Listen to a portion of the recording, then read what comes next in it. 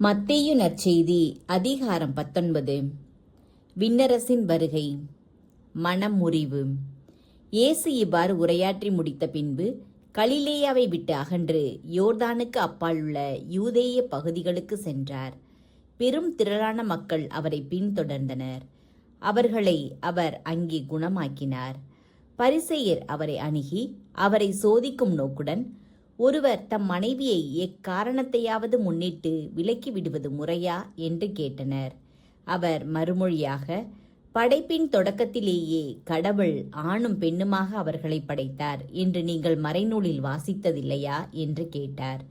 மேலும் அவர், இதனால் கணவன் தன் தாய் தந்தையை விட்டுவிட்டு தன் மனைவியுடன் ஒன்றித்திருப்பான், இருவரும் ஒரே உடலாயிருப்பர். இனி அவர்கள் இருவர் அல்ல, ஒரே உடல்.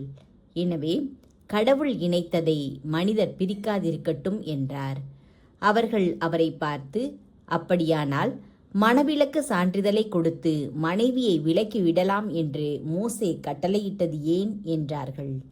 அதற்கு அவர், உங்கள் கடின உள்ளத்தின் பொருட்டே உங்கள் மனைவியரை விலக்கிவிடலாம் என்று மோசே உங்களுக்கு அனுமதி அளித்தார். ஆனால் தொடக்கம் முதல் அவ்வாறு இல்லை.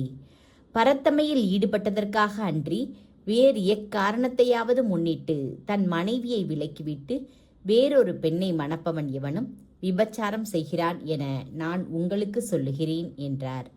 அவருடைய சீடர்கள் அவரை நோக்கி, கணவர் மனைவியர் உறவு நிலை இத்தகையது என்றால் திருமணம் செய்து கொள்ளாதிருப்பதே நல்லது என்றார்கள். அதற்கு அவர், அருள்கொடை பெற்றவர் அன்றி வேறு எவரும் இக்கூற்றை ஏற்றுக்கொள்ள முடியாது. சிலர் பிறவியிலேயே மன உறவு கொள்ள முடியாதவராய் இருக்கின்றனர். வேறு சிலர் மனிதரால் அந்நிலைக்கு ஆளாக்கப்படுகின்றனர்.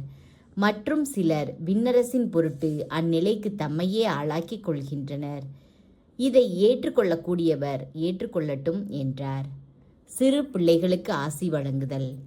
சிறு பிள்ளைகள் மேல் இயேசு தம் கைகளை வைத்து வேண்டுதல் செய்யுமாறு அவர்களை சிலர் அவரிடம் கொண்டு வந்தனர். சீடரோ அவர்களை அதட்டினர். ஆனால் இயேசு, சிறு பிள்ளைகளை என்னிடம் வரவிடுங்கள், அவர்களை தடுக்காதீர்கள், ஏனெனில் விண்ணரசு இத்தகையோருக்கு உரியது என்றார். அவர்களை தொட்டு ஆசி வழங்கிய பின்பு அவர் அவ்விடத்தை விட்டு சென்றார்.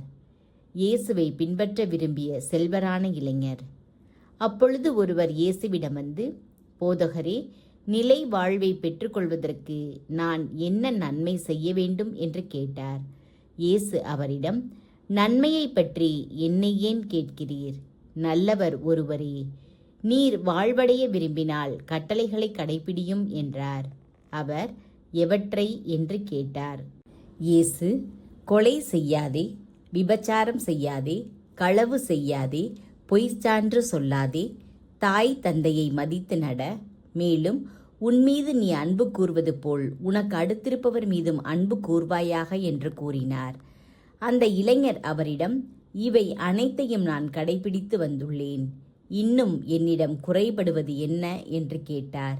அதற்கு இயேசு, நிறைவுள்ளவராக விரும்பினால் நீர் போய் உடைமைகளை விற்று ஏழைகளுக்கு கொடும், அப்பொழுது விண்ணகத்தில் நீர் செல்வராயிருப்பீர், பின்பு வந்து என்னை பின்பற்றும் என்றார். அவர் சொன்னதை கேட்ட அந்த இளைஞர் வருத்தத்தோடு சென்று விட்டார், ஏனெனில் அவருக்கு ஏராளமான சொத்து இருந்தது. இயேசு தம் சீடரிடம், செல்வர் விண்ணரசில் புகுவது கடினம் என நான் உங்களுக்கு உறுதியாக சொல்லுகிறேன். மீண்டும் உங்களுக்கு கூறுகிறேன், செல்வர் இறையாட்சிக்கு உட்படுவதை விட ஊசியின் காதில் ஒட்டகம் நுழைவது எளிது என்றார். சீடர்கள் இதை கேட்டு, அப்படியானால் யார்தாம் மீட்பு பெற முடியும் என்று கூறி மிகவும் வியப்படைந்தார்கள். இயேசு அவர்களை கூர்ந்து நோக்கி, மனிதரால் இது இயலாது, ஆனால் கடவுளால் எல்லாம் இயலும் என்றார். அதன் பின்பு பேதுரு இயேசுவை பார்த்து, நாங்கள் எல்லாவற்றையும் விட்டுவிட்டு உம்மை பின்பற்றியவர்களாயிற்றே, எங்களுக்கு என்ன கிடைக்கும் என்று கேட்டார். அதற்கு இயேசு, புது படைப்பின் நாளில் மானிட மகன் தமது மாட்சிமிகு அரியணையில் வீற்றிருப்பார். அப்பொழுது என்னை பின்பற்றிய நீங்களும் இஸ்ரேல் மக்களின் 12 குலத்தவர்க்கும் நடுவர்களாய் 12 அரியணையில் வீற்றிருப்பீர்கள் என உறுதியாக உங்களுக்கு சொல்லுகிறேன். மேலும் என் பெயரின் பொருட்டு வீடுகளையோ சகோதரர்களையோ சகோதரிகளையோ தந்தையையோ தாயையோ பிள்ளைகளையோ நிலபுலன்களையோ விட்டுவிட்ட எவரும் 100 மடங்காக பெறுவர், நிலை வாழ்வையும் உரிமை பேராக அடைவர். ஆனால் முதன்மையானோர் பலர் கடைசியாவர், கடைசியானோர் பலர் முதன்மையாவர் என்று அவர்களிடம் கூறினார்.